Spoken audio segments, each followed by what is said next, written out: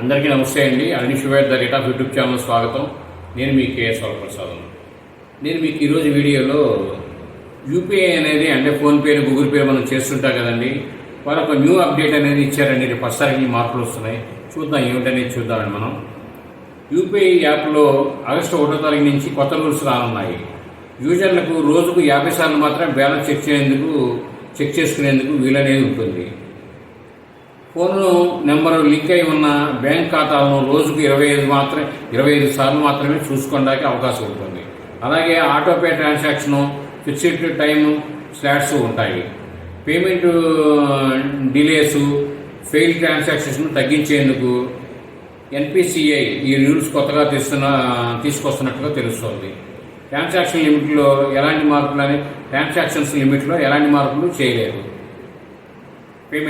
Payment అండి, దాని గురించి ఈ మార్పును ప్రతి ఒక్కరు గమనించి ఆగస్టు 10 తారీఖు నుంచి అంటే కొంతమంది బ్యాలెన్స్ అనేది ఎక్కువసార్లు చెక్ చేసుకుంటుంటారు. వారికి హెచ్చరికగా తెలియజేస్తున్నారు. అంటే ఆ స్థాయి మనం నుంచి మనం బ్యాలెన్స్ చెక్ చేసుకుంటే మనకి మనీ కట్ అవుతుంది. వారు పరోక్షంగా తెలియజేసింది అదే.